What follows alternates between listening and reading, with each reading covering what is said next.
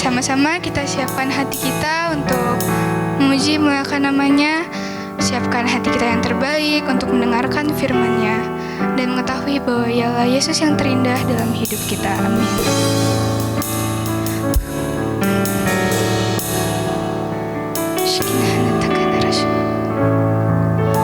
Ku datang dengan syukurku,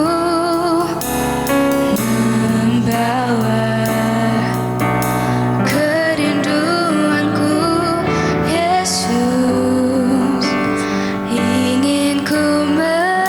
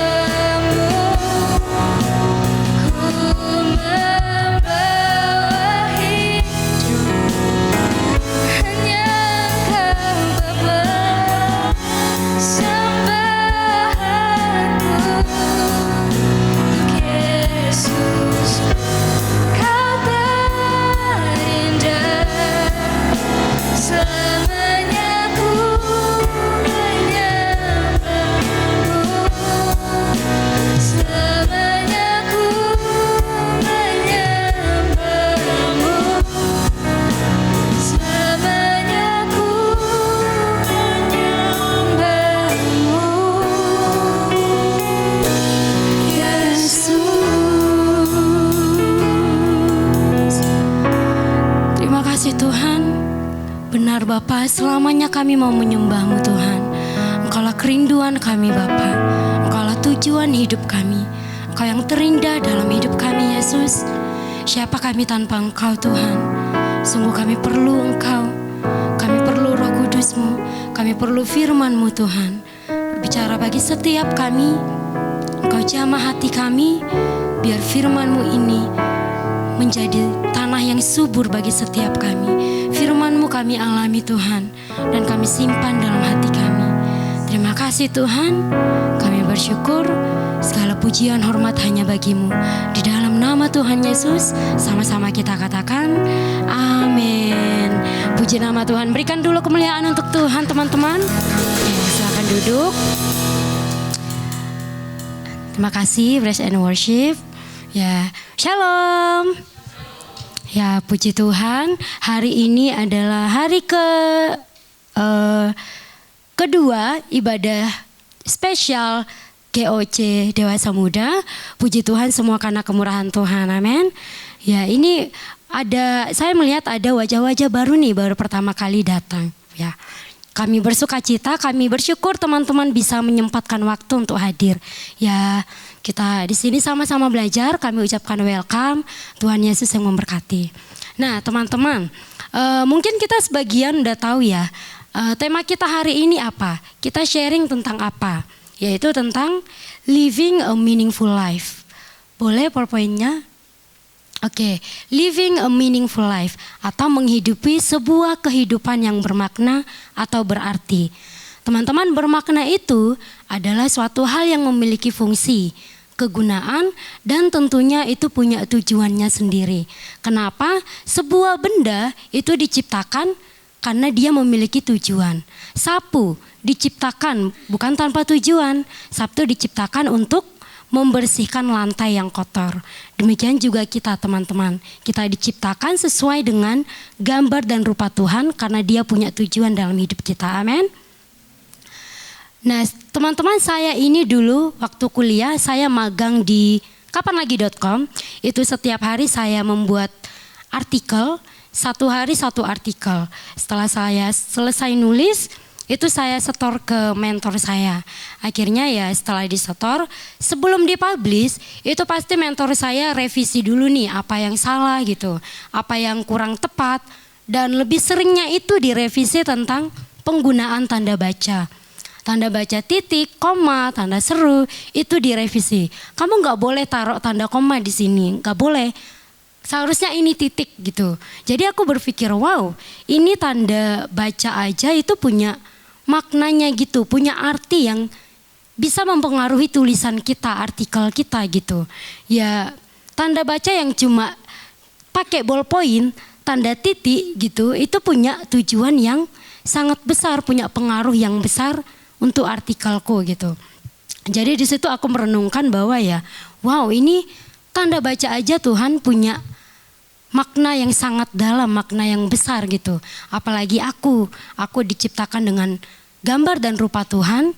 Aku juga punya tujuan tentunya gitu. Oke, next. Ya, kita mau mengingat dulu tentang kebaikan Tuhan, karya Tuhan dalam hidup kita. Ini di Mazmur 139 ayat 13 sampai 14. Firman Tuhan berkata, sebab Engkaulah yang membentuk buah pinggangku, menenun aku dalam kandungan ibuku. Aku bersyukur kepadamu oleh karena kejadianku dahsyat dan ajaib. Ajaib apa yang kau buat dan jiwaku benar-benar menyadarinya. Amin. Ya, kita percaya Tuhan itu menciptakan kita gak asal-asalan teman-teman. Aku diciptakan, Rita, aku menciptakan Rita. Dibentuk mata, tangan, semuanya diciptakan dengan indah. Tapi Tuhan gak asal-asalan. Dia menciptakan bukan berarti ya udah kamu hidup di dunia, gimana pun nanti itu terserah kamu gitu. Padahal Tuhan menciptakan kita, dia udah tahu jalan hidup kita itu gimana, cerita hidup kita itu gimana. Dia mengenal kita sebelum kita lahir, kita itu pribadinya seperti apa gitu. Jadi ya firman ini juga mengingatkan dia yang membentuk buah pinggang kita, dia yang menenun kita dalam kandungan ibu kita. Bahkan sebelum lahir pun dia sudah kenal sama kita. Next. Ya, Yesaya 43 ayat 4a, oleh karena engkau berharga di mataku dan mulia, dan aku ini mengasihi engkau. Nah, kita ini berharga dan mulia di mata Tuhan. Kita sudah dibentuk, sudah dikasihi Tuhan, itu sudah punya buktinya. Dibuktikan lewat pengorbanannya di kayu salib. Kita ada dan diciptakan dengan sebuah tujuan dan kerinduan Tuhan. Kita percaya ini, tapi sekarang masih banyak orang-orang yang tidak menyadari apakah aku ini dikasihi Tuhan, apakah hidupku ini berarti gitu. Apalagi kita anak muda gitu ya. Banyak sekarang kasus di mana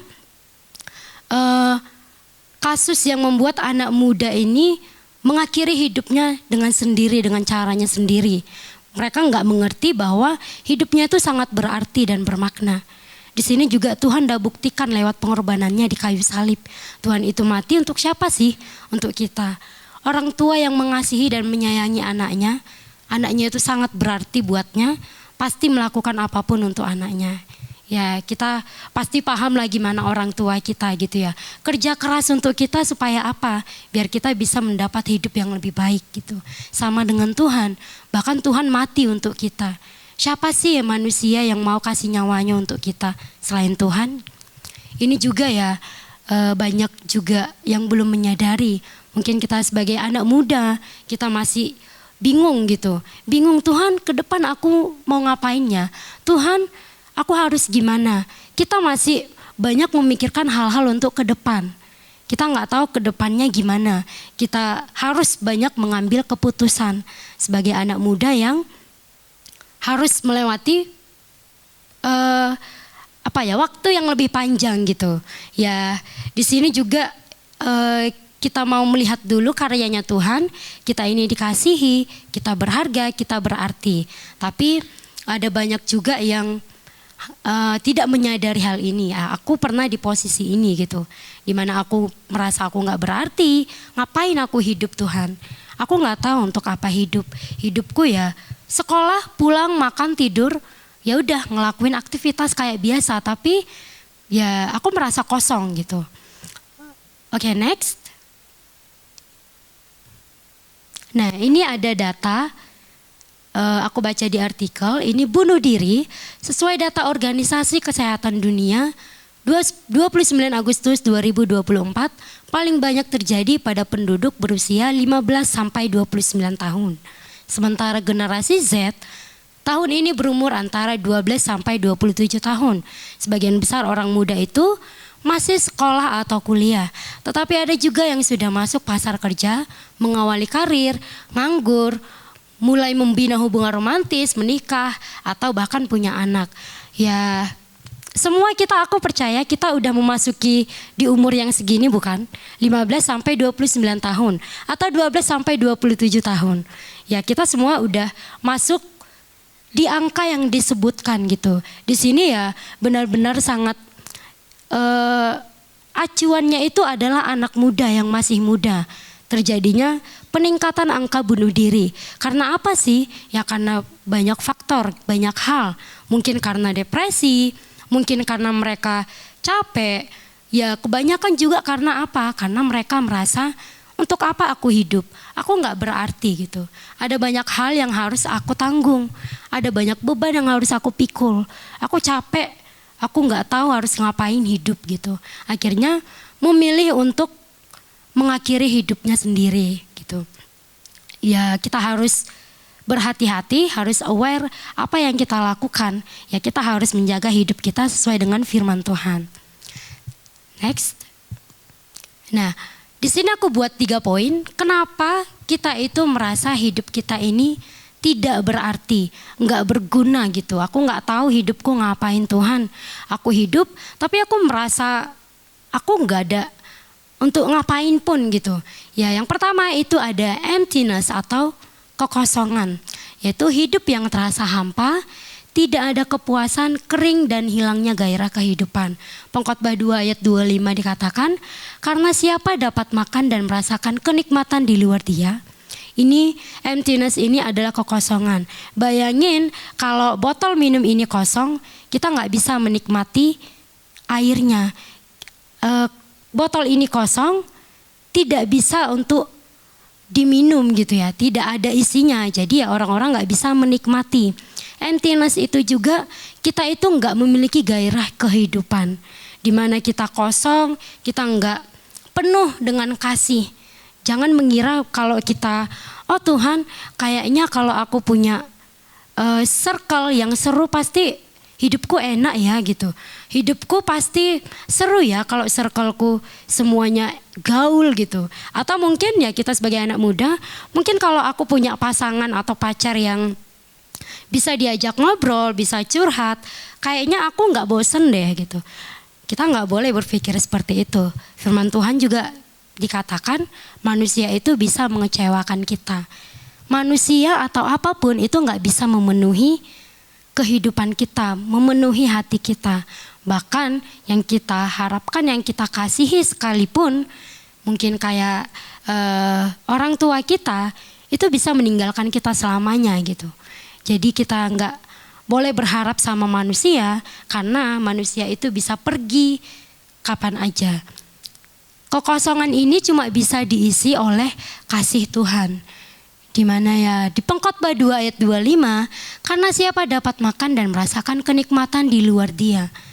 Mungkin orang-orang berpikir, oh kalau aku banyak uang, kalau aku banyak teman, kalau jabatanku tinggi, pasti hidupku enak. Pasti hidupku itu ya, aku full of love gitu. Padahal belum tentu. Karena apa yang kita capai di dunia itu tidak menjamin kita itu penuh dalam Tuhan.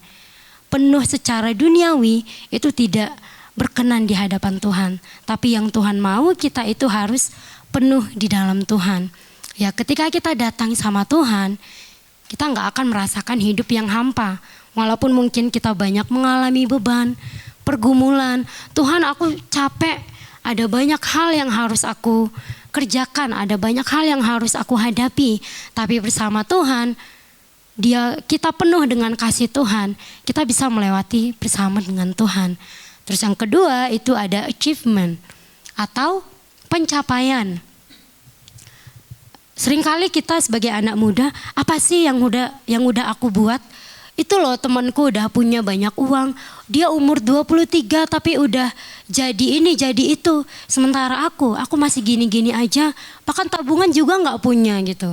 Ya kita pasti pernah berkata seperti ini, kita terlalu fokus sama pencapaian kita di dunia.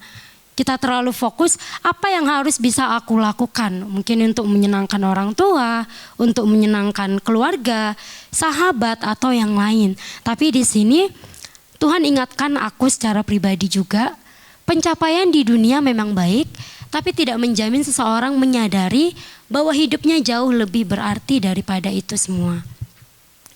Di Pengkhotbah 1 ayat 14, aku telah melihat segala perbuatan orang di dunia ini. Percayalah semuanya itu sia-sia, seperti usaha mengejar angin. Kalau tentang pencapaian itu tidak menjamin kita itu merasa, oh aku ini berarti, hidupku ini bermakna, harusnya aku ini bisa jadi berkat. Kita banyak melihat orang-orang yang dia punya banyak uang, dia punya banyak tabungan, bahkan juga terkenal. Tapi kenapa bisa mengakhiri hidupnya dengan cara bunuh diri misalnya? Karena apa? Karena dia merasa bahwa pencapaian yang dia capai di dunia itulah jaminan hidupnya. Padahal ketika kita menaruh pencapaian kita pada hidup kita, ya itu bukan jaminan hidup kita. Tapi jaminan hidup kita adalah ketika kita bisa mencapai Tuhan. Kita mengenal Tuhan, kita merasa bahwa Tuhan itulah yang paling kita butuhkan, yang paling penting. Pencapaian di dunia itu akan kita tinggalkan.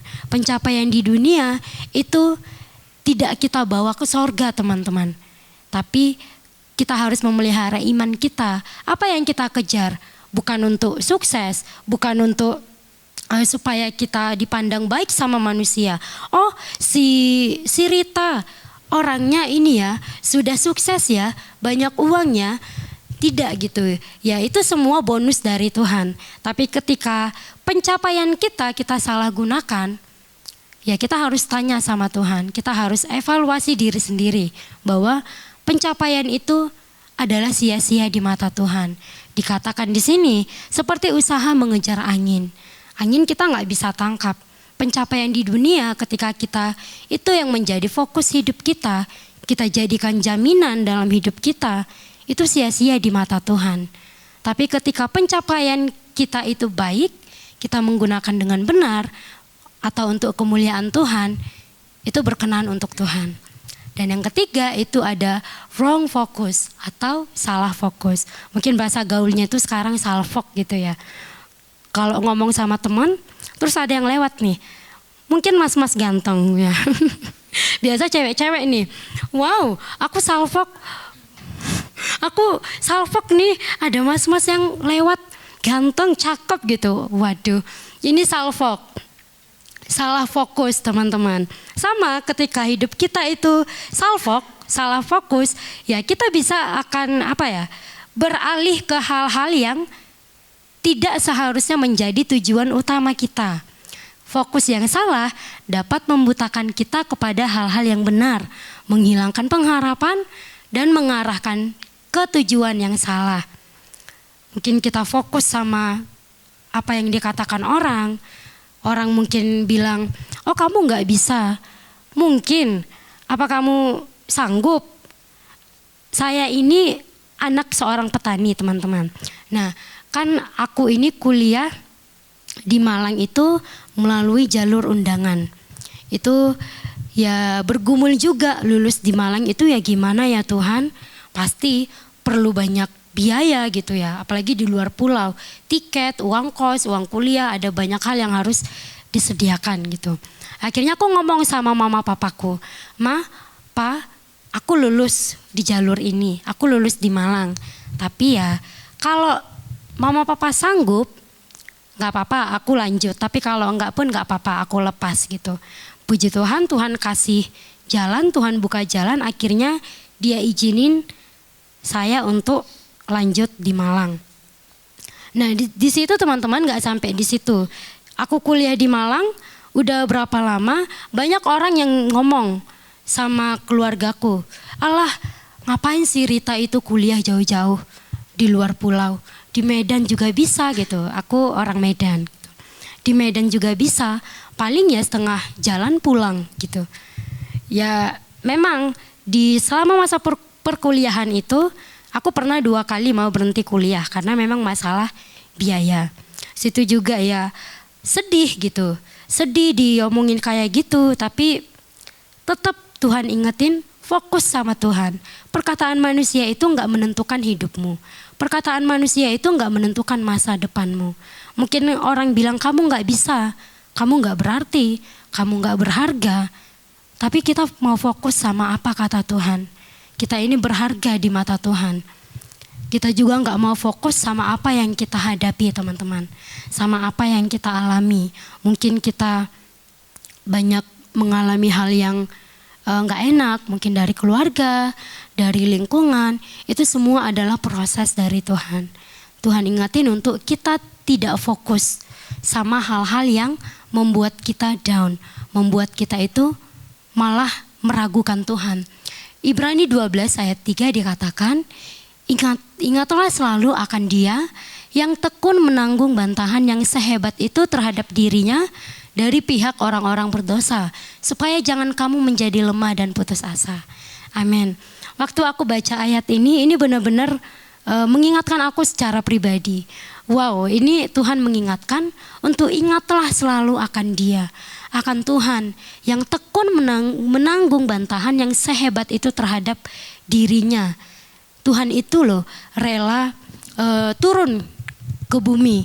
Dia itu harusnya di sorga udah enak duduk di sama Bapa di surga gitu. Tapi dia rela turun ke bumi untuk kita karena dia mengasihi kita. Bahkan dia juga rela untuk dipukul, difitnah. Ada lagu yang mengatakan seperti ini, kau yang mulia rela jadi hina. Lirik itu menyentuh aku gitu.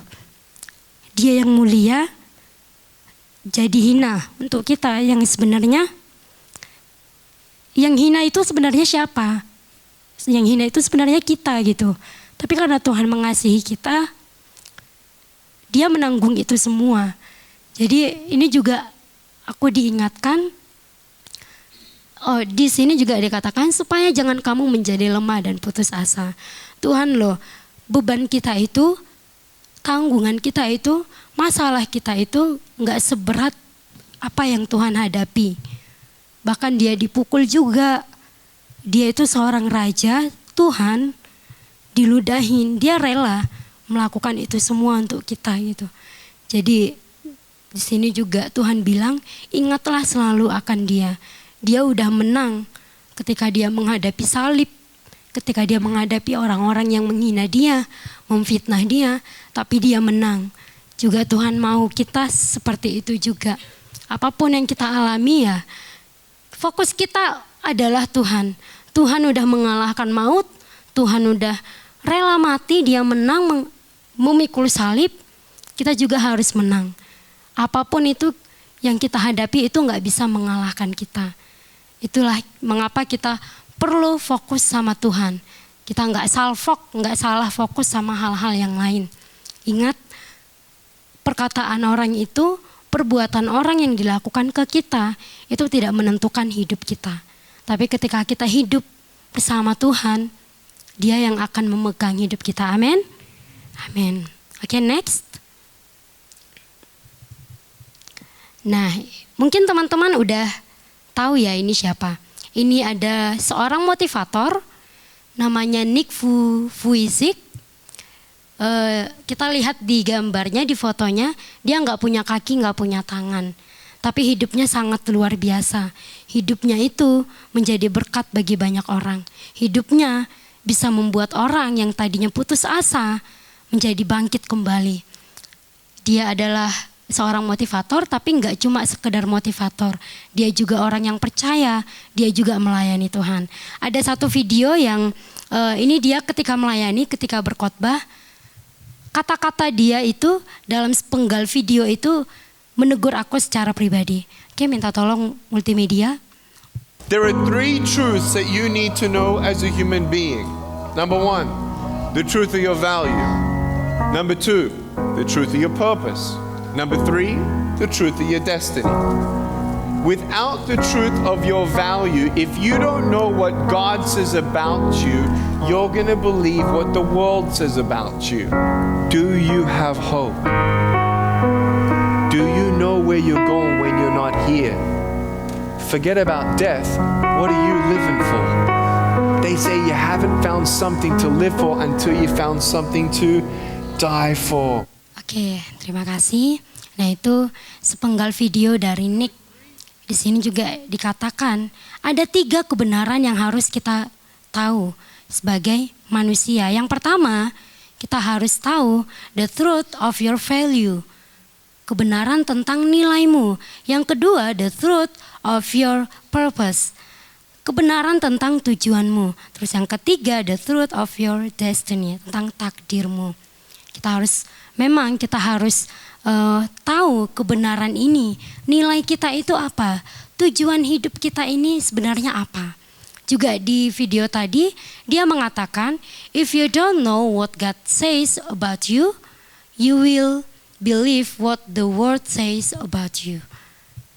Kalau kamu nggak tahu apa yang Tuhan katakan tentang kamu, kamu akan percaya apa yang dunia katakan tentang kamu. Kita perlu untuk tahu apa sih kita ini di hadapan Tuhan. Kita harus tahu apa yang Tuhan katakan tentang kita. Di ayat sebelumnya juga udah dikatakan, kita ini diciptakan di dalam kandungan ibu kita. Dikatakan juga kita ini berharga dan mulia di mata Tuhan. Jadi ya, fokus kita adalah perkataan Tuhan, kebenaran Tuhan, value kita, purpose kita, itu apa? Hidup kita ini untuk siapa? Kita perlu untuk merenungkan secara pribadi. Kita ini hidup untuk siapa dan apa? Juga di akhir video, dia juga tanya, what are you living for? Untuk apa kamu hidup? Di sini aku ditegur ya, belajar dari hidupnya. Maaf, dia yang nggak punya kaki, nggak punya tangan, tapi Tuhan pakai jadi berkat, jadi saksi.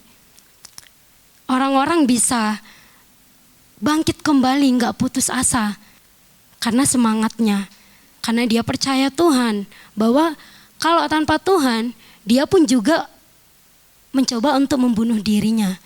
Dia juga pernah cerita, pernah bilang dia itu udah beberapa kali mau mencoba bunuh diri, tapi tidak berhasil. Nah dari situ dia mengalami Tuhan, dia akhirnya diselamatkan. Akhirnya Nick menyadari bahwa ya walaupun aku nggak punya tangan dan kaki, tapi aku punya hati yang mengasihi Tuhan. Aku punya tujuan. Kenapa aku diciptakan seperti ini? Karena Tuhan itu punya tujuan yang indah dalam hidup seorang Nick. Dia juga pernah bilang, kalau kamu merasa kamu itu nggak berarti, nggak bermakna, kamu itu lebih cacat daripada saya. Nick bilang gitu. Kenapa? Karena dia udah buktikan, aku nggak punya tangan, nggak punya kaki, lihat gimana aku. Tapi kita yang punya tangan, punya kaki, yang semuanya lengkap, kita merasa kita nggak berarti. Dia bilang kita ini lebih cacat dari dia. Itu aku setuju. Oh iya, masih banyak orang-orang yang aku ini Tuhan, aku kok merasa aku nggak berarti. Aku kok merasa aku ini nggak ada gunanya Tuhan gitu. Padahal kita itu terlalu fokus sama kekurangan kita. Kita terlalu fokus mungkin sama kelebihan orang lain, membandingkan diri sama orang lain. Nick pernah cerita, teman-temannya bilang, gimana kalau nanti kamu udah jadi seorang ayah? Seorang ayah nggak bisa gendong anakmu, nggak bisa pegang anakmu. Itu menyakitkan loh, teman-temannya ngomong gitu. Tapi Nick tetap kuat, dia tetap percaya sama Tuhan bahwa hidupnya itu bukan ditentukan apa kata manusia. Dia menghidupi sebuah kehidupan yang berarti di dalam Tuhan. Yang kita lihat, dia walaupun gak punya tangan dan kaki, tapi dia menghidupi sebuah kehidupan yang berarti. Karena siapa? Karena Tuhan. Dia menemukan pengharapan di dalam Tuhan. Oke, next. Kita juga bisa belajar dari Paulus. Paulus adalah orang yang sangat brutal, kejam dan membenci orang Kristen. Namun setelah dia mengenal Tuhan, hidupnya diubahkan. Paulus menjadi berkat, menjadi teladan, mengasihi Tuhan, bahkan mati pun untuk kemuliaan Tuhan. Di sini juga kita belajar dari Paulus yang dulunya hidupnya kejam, sangat brutal, membenci orang-orang Kristen yang kenal Yesus. Dia benci, dia mencoba untuk membunuh, bahkan membunuh juga. Tapi setelah dia mengenal Tuhan, bertemu sama Tuhan, hidupnya diubahkan. Akhirnya Paulus living a meaningful life, menghidupi sebuah kehidupan yang berarti. Dia menyerahkan hidupnya untuk Tuhan, dia dipakai Tuhan, bahkan mati pun untuk kemuliaan Tuhan. Sini kita belajar dari teladan Paulus untuk menghidupi sebuah kehidupan yang berarti, di mana kita cuma bisa merasakan hidup kita ini berarti ketika kita berjalan sama Tuhan, ketika kita hidup dalam Tuhan. Next. Nah, apa sih yang kita lakukan supaya kita bisa living a meaningful life, menghidupi sebuah kehidupan yang berarti? Yang pertama, kita harus ingat identitas kita itu sebagai anak Tuhan. Ketika kita merasa, oh aku gak dikasihi, aku gak berharga, Tuhan aku gak layak, itu berarti kita lupa sama identitas kita. Kita ini dikatakan DNA-nya Tuhan. Kalau DNA-nya Tuhan, karakternya Tuhan itu harus ada dalam diri kita, dalam hidup kita.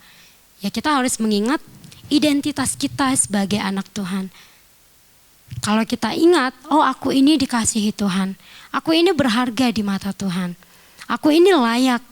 Walaupun mungkin kita pernah jatuh ke dalam dosa, hidup dalam dosa, tapi kita ingat, oh aku ini anak Tuhan. Tuhan gak menghendaki aku untuk hidup dalam dosa. Tuhan menghendaki aku untuk hidup dalam kebenaran Tuhan. Ketika kita mengingat kita ini anak Tuhan, yang harus kita lakukan harusnya adalah bangkit kembali. Kita harus hidup benar kembali sama Tuhan. Mengingat bahwa kita ini sangat berharga dan mulia di hadapan Tuhan. Identitas kita ini bukanlah manusia yang asal-asalan yang hidup ya cuma sekedar hidup. Tapi sebagai anak Tuhan yang punya tujuan, yang punya purpose. Dan kita very meaningful di hadapan Tuhan. Manusia mungkin kita dipandang tidak baik. You are not good enough. Kamu gak cukup baik. Tapi ketika kita mengingat, aku ini anak Tuhan. Aku punya kekurangan. Tapi aku juga punya kelebihan yang Tuhan kasih. Punya talenta yang Tuhan kasih. Yang bisa aku gunakan untuk kemuliaan Tuhan. Itulah kenapa kita harus fokus sama apa yang Tuhan katakan tentang hidup kita.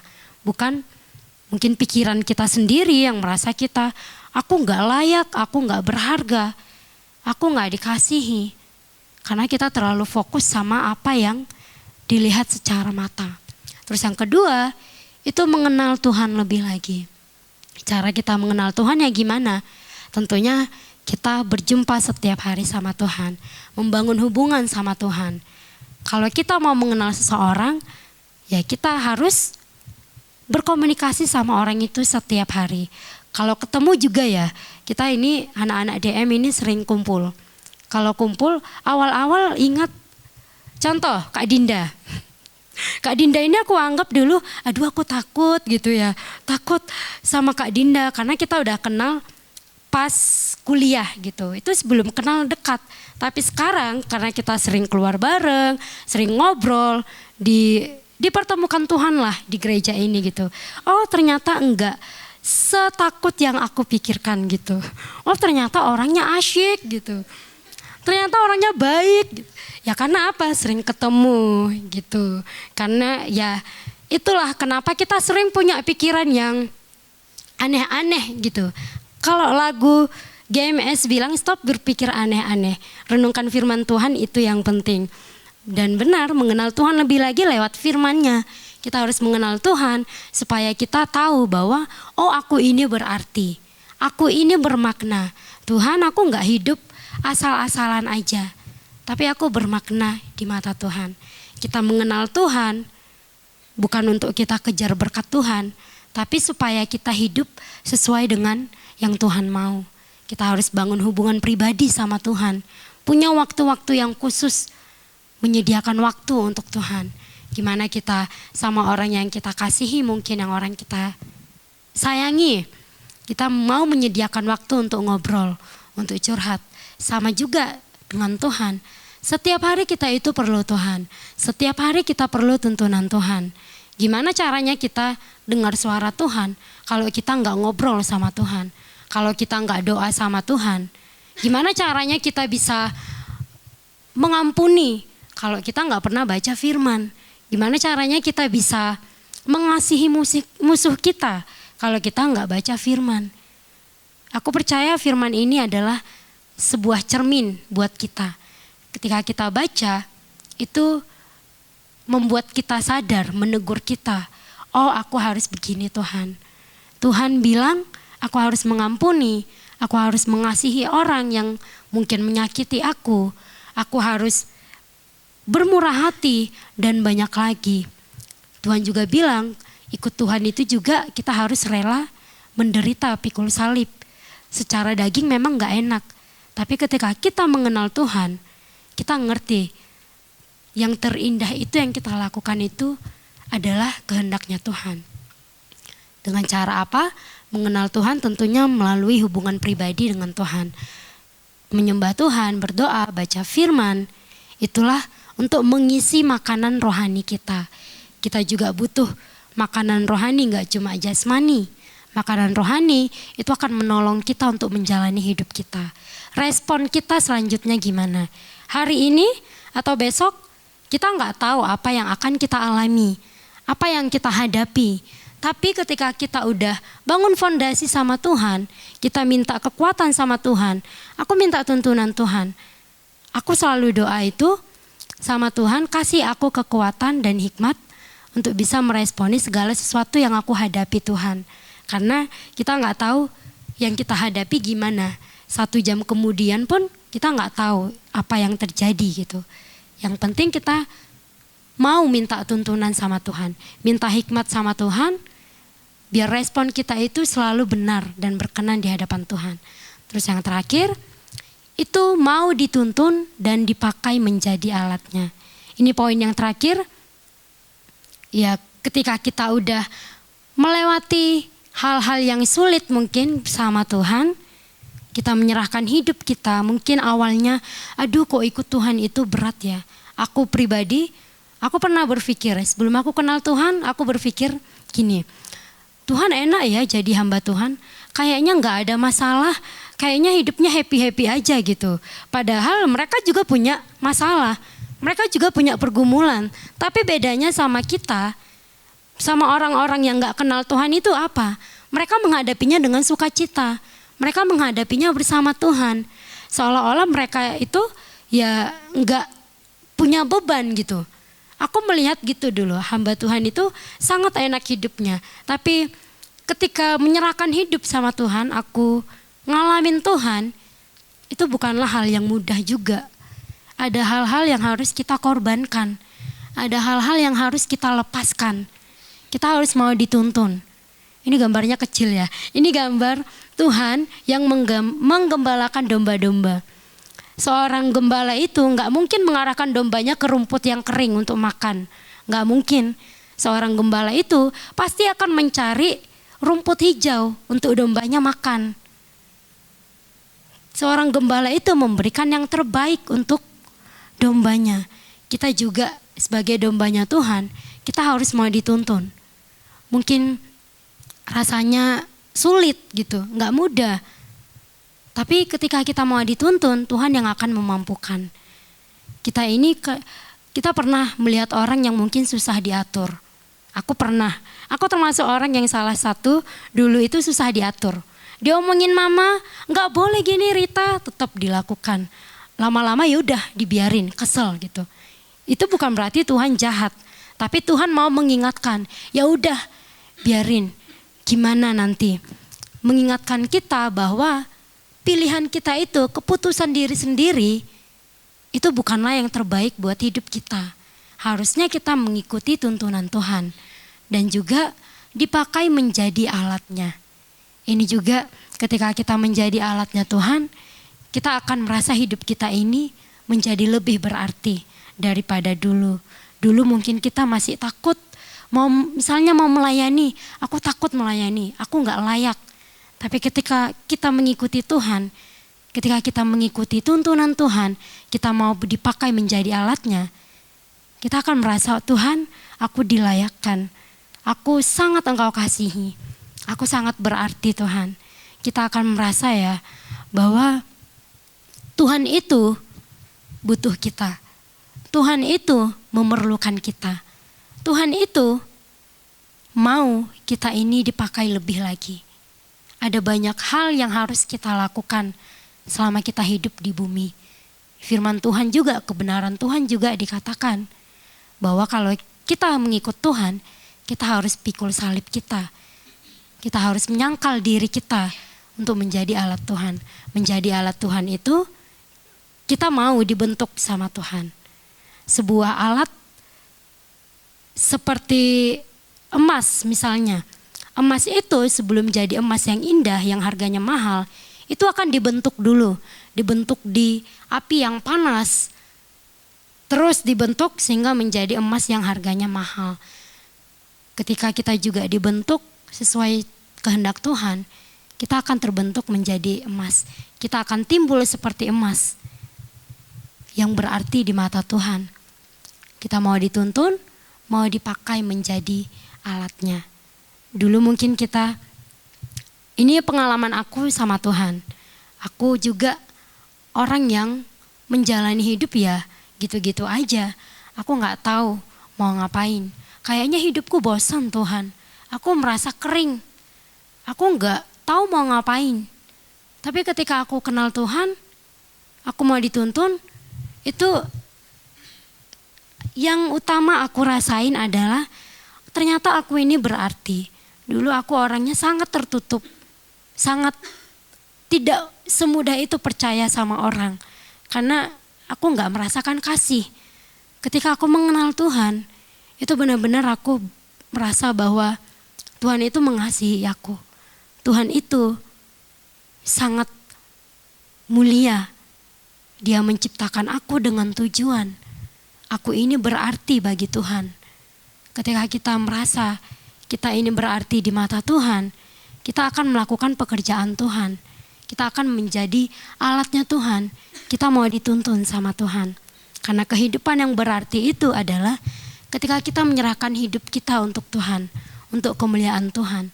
Living a meaningful life, menghidupi sebuah kehidupan yang berarti, itu adalah menjalaninya bersama Tuhan.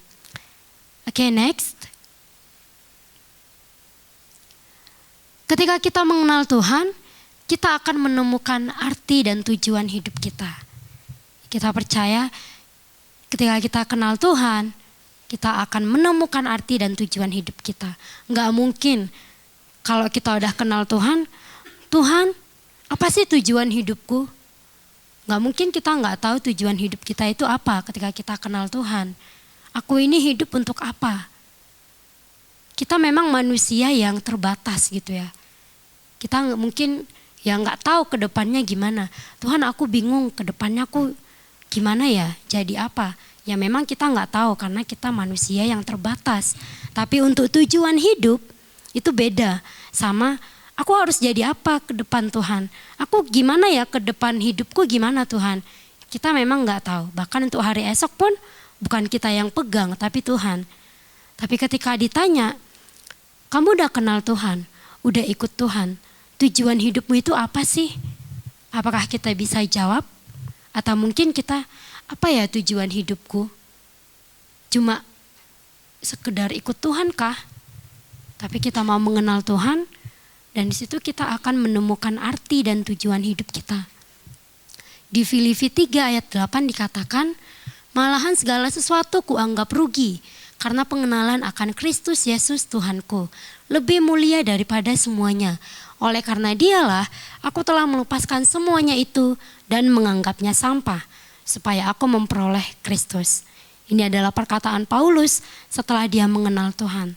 Ternyata apa yang dilakukan di belakang, yang dulu dia lakukan, itu semuanya adalah sampah. Di sini kita bisa highlight kata sampah. Sampah berarti hal-hal yang dulu kita lakukan, hidup lama kita, itu enggak berarti. Tapi hidup yang berarti itu ketika kita hidup mengenal Tuhan, mengasihi Tuhan.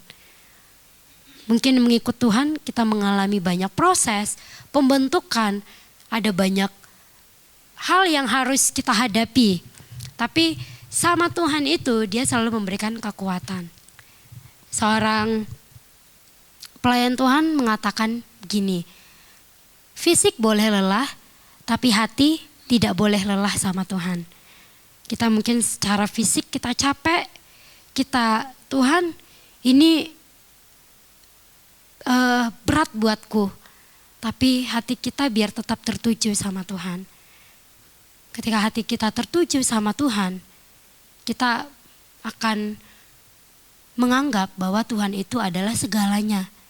Semua yang kita lakukan, hidup yang gak benar, hal-hal sepele pun atau mengucapkan kata kotor, itu akan kita anggap sampah.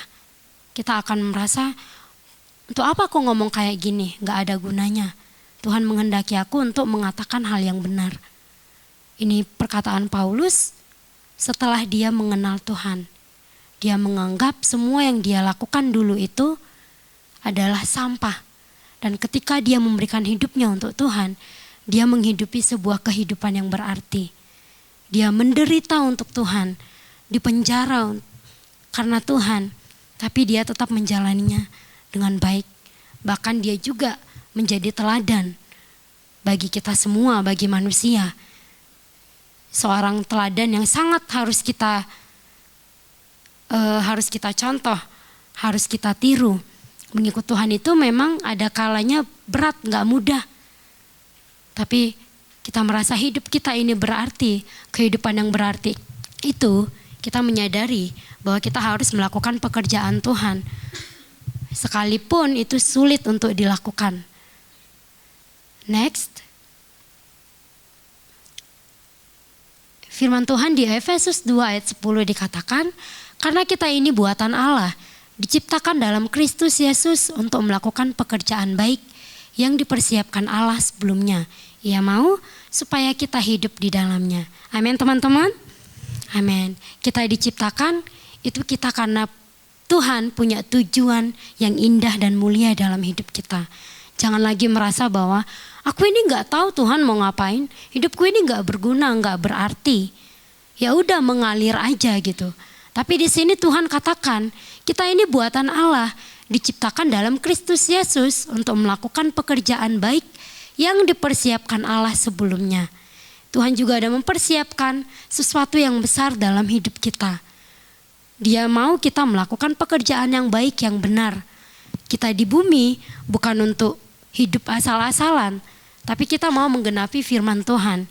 Makanya Tuhan taruh kebenaran firman-Nya, Dia tinggalkan supaya kita ngerti, supaya kita tahu, aku harus melakukan ini dalam hidupku. Aku harus melakukan kebenaran Tuhan ini dalam hidupku. Karena tugas kita di bumi adalah menggenapi firman Tuhan. Tuhan mau kita melakukan pekerjaan yang baik dan kita hidup di dalam Dia. Hidup di dalam Tuhan, menghidupi firman-Nya, itulah yang menjadi kerinduan bagi kita. Teman-teman, mungkin kita kadang berpikir, aku ini gak berarti Tuhan. Apa sih arti hidupku? Yang kita lakukan adalah kita ingat identitas kita sebagai anak Tuhan. Kita sebagai anak Tuhan, kita gak diciptakan dengan asal-asalan. Kita gak diciptakan dengan iseng sama Tuhan. Ya udah, aku menciptakan kamu, kamu turun ke bumi, silakan hidup sendiri. Enggak, Tuhan itu punya tujuan yang indah dan mulia buat kita. Kita mungkin yang masih muda, bingung harus mau ngapain. Tuhan, perjalananku masih panjang, apa yang harus aku lakukan? Kita harus menghidupi sebuah kehidupan yang berarti. Bukan berarti kita muda kita gak bisa melakukan hal yang besar. Ketika Tuhan menghendaki, kita bisa melakukan hal yang besar. Kita bisa menjadi berkat bagi banyak orang. Kita sebagai anak muda, kita harus fokus sama hidup kita. Firman Tuhan juga dikatakan, dengan apa seorang muda menjaga kelakuannya yang bersih, yaitu menjaga sesuai dengan firman-Nya. Kita harus menjaga kekudusan hidup kita. Hidup yang berarti itu adalah hidup sesuai dengan kehendak Tuhan. Kita sebagai anak muda tetap harus hidup dalam Tuhan. Tetap harus, ya it's okay, I don't know apa yang terjadi ke depan Tuhan. Tapi aku tahu tujuan hidupku adalah untuk Tuhan. Tujuan hidupku adalah untuk memuliakan Tuhan, untuk menjadi berkat, untuk melayani Tuhan. Itulah tujuan hidupku. Jangan fokus sama apa yang bisa kita kejar di dunia, apa yang bisa kita dapatkan di dunia. Karena semuanya itu sementara. Kita nggak bawa ke surga, tapi kita mau sama-sama fokus untuk melakukan pekerjaan Tuhan.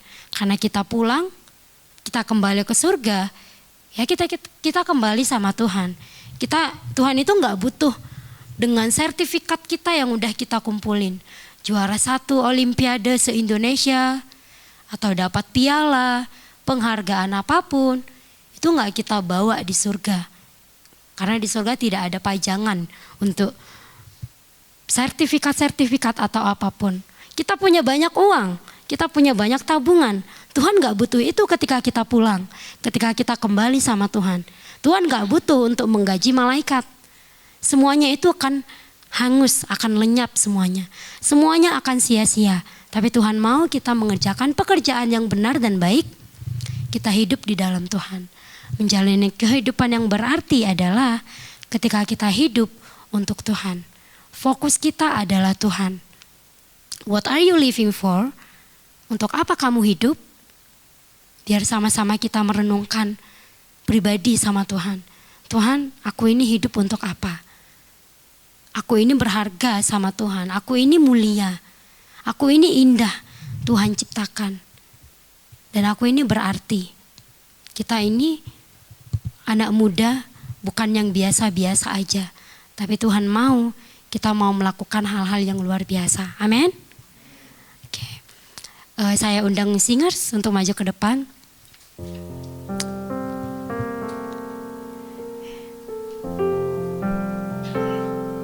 Kita mau bersyukur buat kebaikan Tuhan. Kita mau menyadari, merenungkan bahwa hidup kita ini sangat berarti di hadapan Tuhan. Aku, teman-teman semua yang hadir, kita semua itu berarti. Tuhan menciptakan kita bukan tanpa alasan. Jangan berpikir aku ini gak berguna Tuhan. Aku ini gak berarti Tuhan. Untuk apa aku hidup? Tapi mari kita pikirkan semua yang benar, semua yang manis, semua yang indah di dalam Tuhan. Kita pikirkan semuanya itu. Kita percaya Dia adalah Bapa yang baik. Kita mau naikkan pujian ini sama-sama.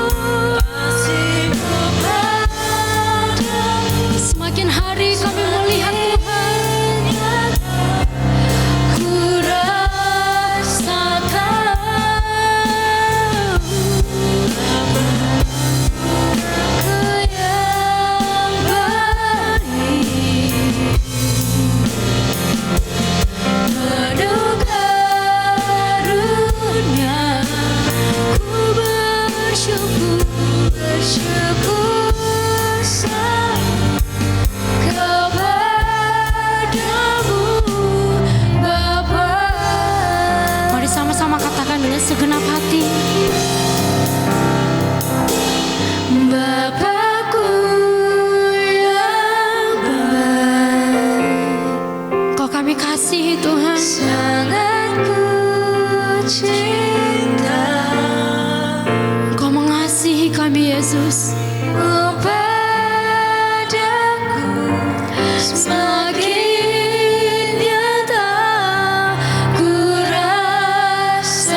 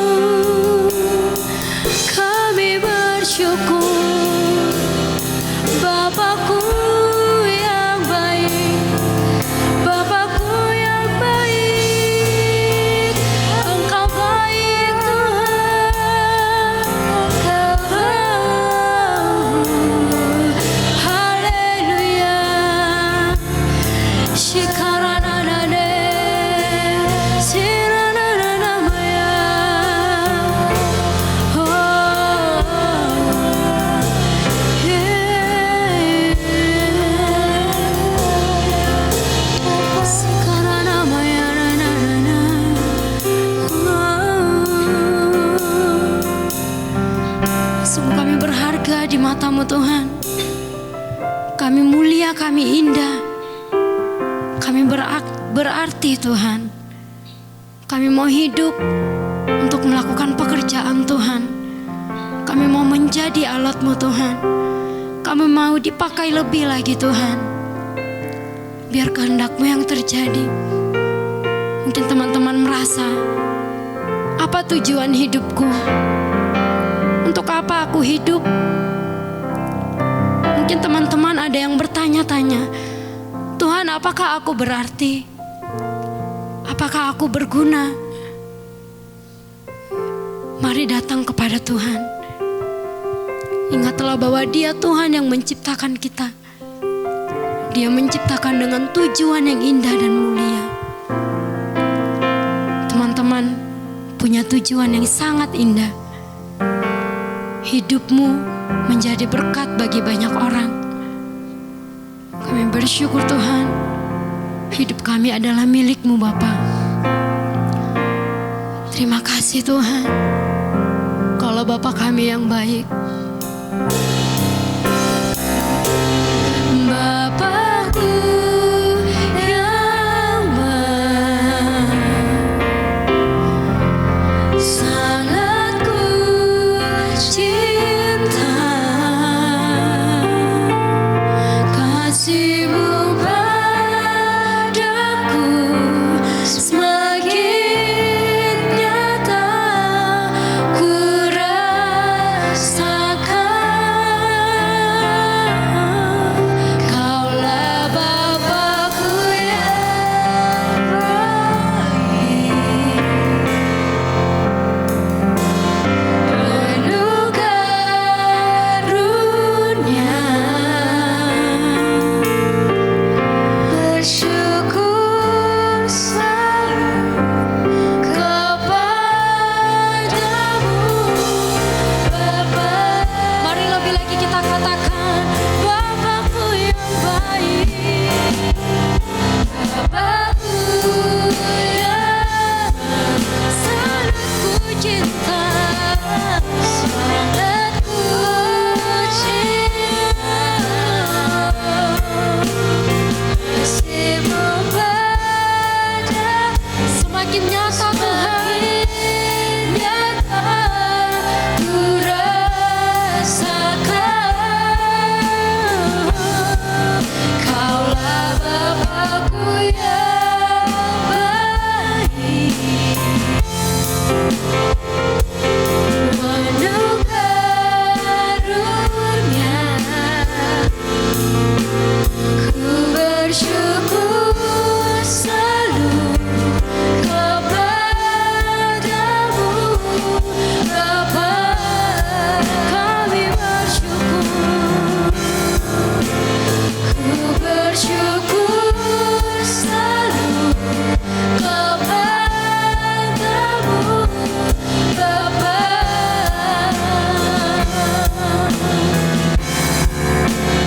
Ku bersyukur selalu kepadamu Bapa. Terima kasih Tuhan. Terima kasih buat firman-Mu yang indah. Terima kasih Engkau sudah menjamah kami Tuhan. Percaya firman-Mu akan menjadi kekuatan, menjadi teguran, menjadi pengingat dalam hidup kami. Kami adalah anak-Mu yang Kau kasihi. Hidup kami adalah milik-Mu Tuhan. Dan terjadilah sesuai dengan kehendak-Mu. Kami mau menjalani kehidupan yang berarti di dalam Tuhan. Menghidupi firman-Mu, melakukan kehendak-Mu, menjadi alat-Mu Tuhan. Itulah yang membuat hidup kami berarti. Hidup kami berarti menjadi lebih indah karena kami mengenal Engkau Tuhan. Bahwa kami lebih lagi Tuhan, kami adalah orang-orang yang menang bersama dengan Tuhan. Gak ada yang bisa mengalahkan kami ketika kami berjalan bersama Tuhan. Kami bersyukur buat firman ini Tuhan. Teruslah berbicara bagi setiap kami, karena kami perlu firman-Mu, kami perlu Engkau Tuhan. Kami bersyukur hanya di dalam nama Tuhan Yesus. Haleluya. Amin. Puji nama Tuhan. Silakan duduk kembali teman-teman.